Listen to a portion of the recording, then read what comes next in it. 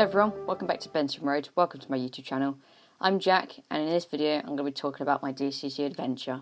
I'm also going to be talking about why I changed to DCC, what chips I'm using, and some of the locomotives I've got. So, sit back, relax, and enjoy the video.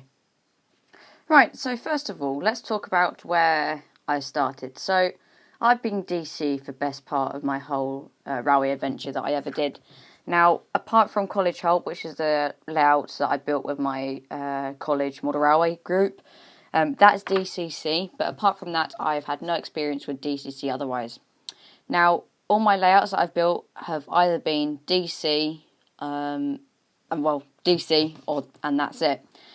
So, I was a bit reluctant to go DCC for a while, and I wish I'd actually done it a long time ago, because the operating potential you actually get.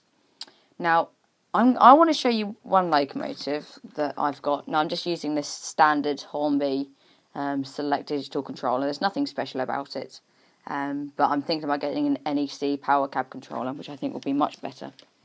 Now, I'm going to press, I've got 59, which is the loco number for this one, so I reckon you guys have already guessed what locomotive it is. And I'm going to press function and 1 at the same time. And you should be able to hear the sound. Now, it might be slightly muffled because I'm using a microphone. If I move it forward,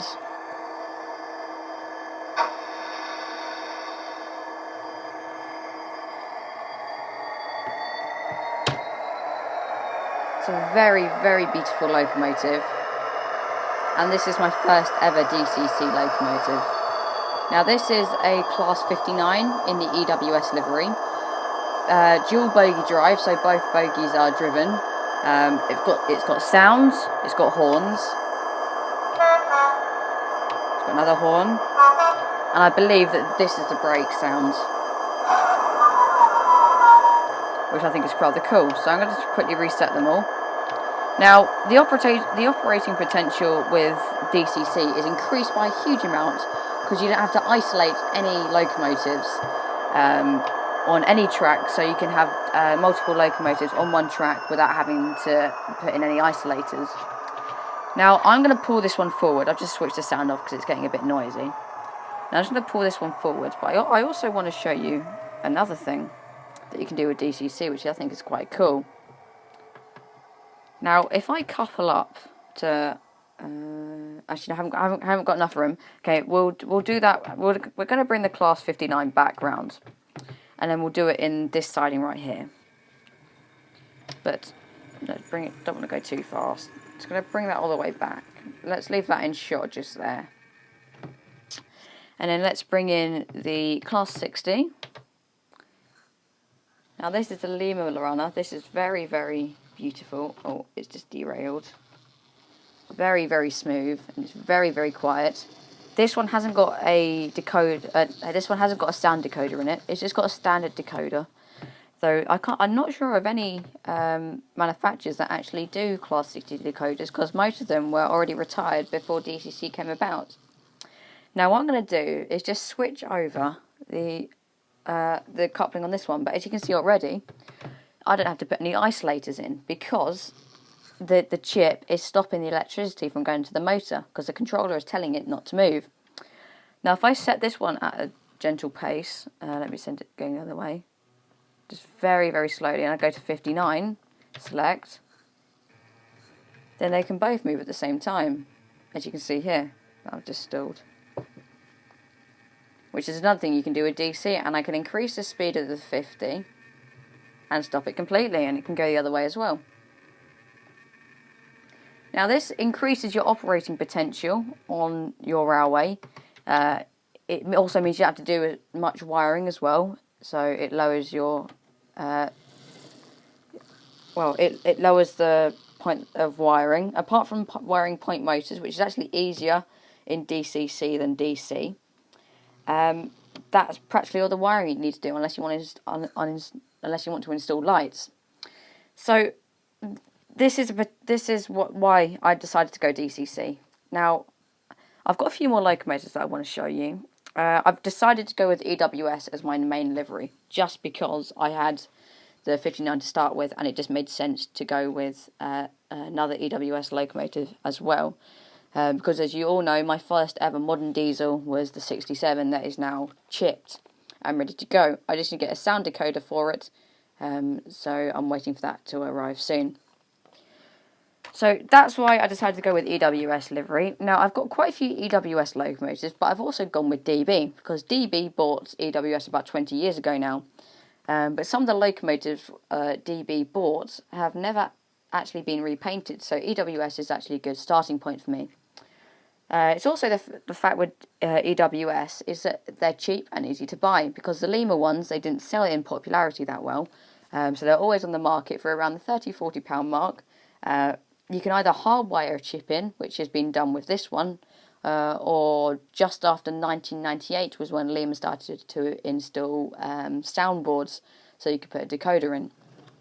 So that's why I've decided to go with EWS. Now, there's a few other locomotives that I have got.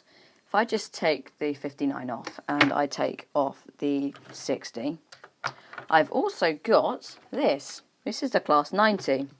Now, this has been hardwired, again, like the Class 60. Now, if I type in, I believe this one is 70, and you'll realise how smooth this one actually runs. Now, you'll be surprised. No, so that isn't 70. Let me just reset the thing on this. Let's set it to number 5. So you'll be surprised at how smooth this runs. And DCC actually does make analog engines that haven't been fitted with DC run a lot smoother. Now, as you can see here, it's beautiful runner. It's very, very slow, very, very delicate. It's a bit fast, but once you get the hang of it, you can get a good speed. Now, I'm going to quickly dust this off because it's got a lot of dust on it. But even at a slow speed, it is really, really good. Now, if I'm going to speed it up, it just gently increases. There is no sudden increase like at DC, where it just suddenly starts to move. There is a gentle build-up to the speed. Now, this one isn't the best example, but I'm showing this because this is actually my favourite engine out of all of them. Apart from the 59, where the 59 is first. I'll show you with the 60 because you'll see how smooth it actually is. So if I start with this, like so, and I do that, then you can see, let's go to number 10 because this locomotive is number 10. This is a very, very, very smooth runner. I'm not sure how well you can hear, but you cannot hear that motor at all. So that is a very, very smooth and beautiful runner, and not bad for the 30 quid I paid for it.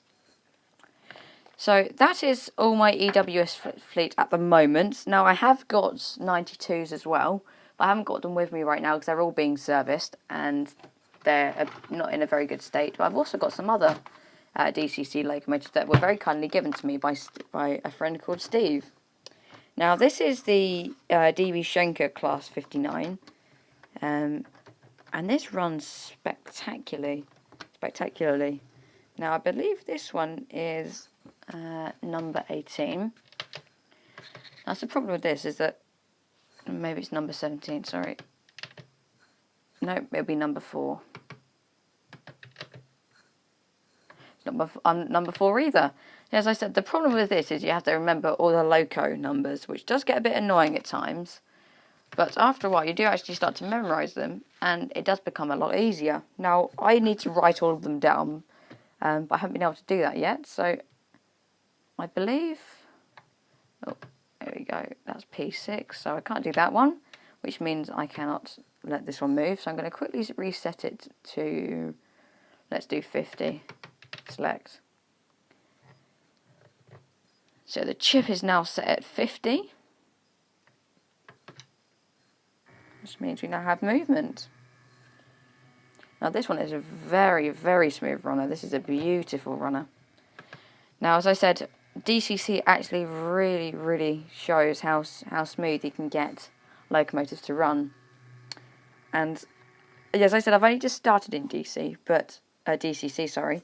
But if you're going to start, then I suggest you either start with getting a Class 59 or 66 and chipping it yourself because it works out cheaper. and they're really, really amazing runners. Now, I picked this one up for £25, I think it was, if I'm correct, and it's an absolutely extraordinary runner, as you just saw there. And it came DCC fitted, so if you can pick up a bargain like that, that is absolutely incredible.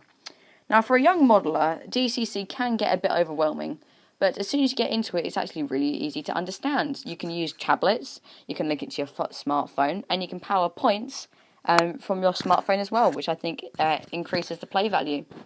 So if you want to go DCC, you can go to Hatton's, Rails of Sheffield, or any major model shop, and they will stock DCC. So I hope I've inspired a few of you to go DCC. I know one of my friends has, because he's already said, because I sent him a video of the Class 59, and he said that he wants to go DCC now. So if you haven't already, please do like and subscribe and share my videos, and smash the notification bell so you're notified every time I upload a new video. So thank you all for watching, stay safe, and I'll see you in the next one.